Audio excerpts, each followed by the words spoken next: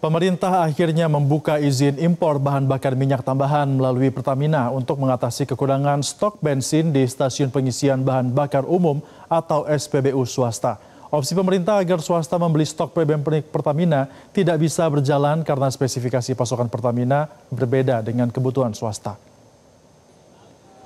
Badan usaha penyedia BBM non-subsidi seperti Shell Indonesia, BP, dan Vivo Energi akhirnya setuju untuk mengimpor BBM melalui Pertamina dengan catatan BBM yang dibeli dari Pertamina tersebut masih dalam base full atau belum dicampur. Persetujuan ini disepakati setelah Kementerian ESDM mengadakan rapat bersama dengan Pertamina dan Badan Usaha Penyedia BBM swasta pada Jumat siang. Teman-teman media yang saya hormati, hari ini saya didampingi oleh harus berbasis base fuel ya, artinya belum dicampur-campur. Jadi barangnya itu ibarat bikin teh. Tadi Dirjen saya menjelaskan, kalau yang awalnya itu Pertamina mau jual sudah jadi teh. Tapi sekarang mereka bilang jangan teh katanya, air panas aja. Jadi produknya saja nanti dicampur di masing-masing tangki di SPBU masing-masing. Sebelumnya sejak akhir Agustus yang lalu, stok BBM di SPBU swasta minim. Dinamika pasar hingga dampak kebijakan pemerintah diduga menjadi penyebabnya.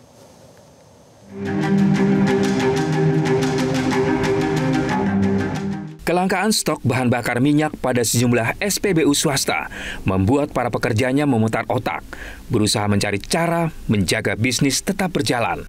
Salah satunya dengan gencar berjualan kopi dan minyak pelumas.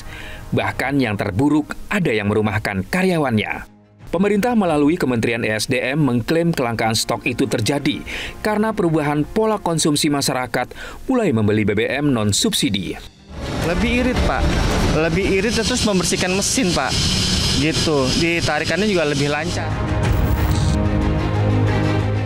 Di tengah situasi kelangkaan stok BBM swasta, pemerintah hadir dengan solusi impor BBM satu pintu dari Pertamina. Pakar ekonomi energi, Fahmi Radi menuding pemerintah secara tidak langsung tengah mengarahkan krisis BBM swasta ini ke implementasi monopoli.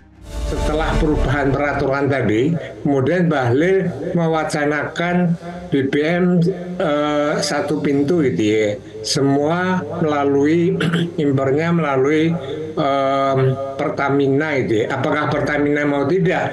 Pasti mau itu ya, karena ini sangat menguntungkan dan itu mengarah pada monopoli tadi. Artinya seluruh pengadaan BBM tadi untuk Pertamina maupun swasta itu dimonopoli oleh Pertamina. Nah, ini yang kemudian merugikan bagi SPBU swasta. Dirut Pertamina Simon Aloysius Mantiri membantah adanya tudingan monopoli. Simon menjelaskan kuota impor BBM yang diperoleh Pertamina dan masing-masing SPBU swasta telah dirunutkan Kementerian ESDM beserta BPH Migas. Apalagi ada yang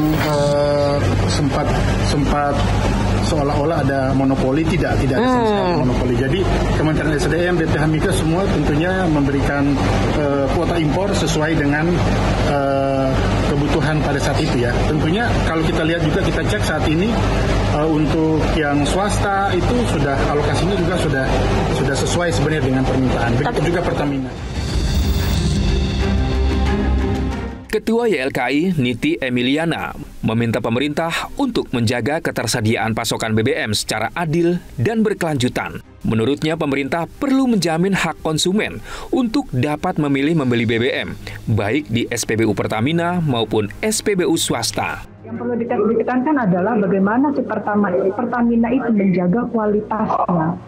Mereka harus menjaga itu supaya konsumen itu bisa percaya terkait dengan kualitas harganya. Nah, inilah saya kira memang segmentasi pasar, ada yang memang masih setia di Pertamina, ada yang masih setia di SPBU swasta, itu tergantung dari hak pilih konsumsi masing-masing. Sebagaimana diketahui pada Februari 2025, Kementerian ESDM mengubah periode izin impor BBM dari semula 1 tahun menjadi 6 bulan sebagai bagian dari perbaikan tata niaga impor dan ekspor BBM di Indonesia. 3 bulan berselang, pada Mei 2025, Kementerian SDM merencanakan penghentian impor BBM dari Singapura yang selama ini menyumbang 54-59% porsi nasional. Gantinya pemerintah akan mengalihkan impor ke negara Timur Tengah serta Amerika Serikat. Download Metro TV Extend sekarang.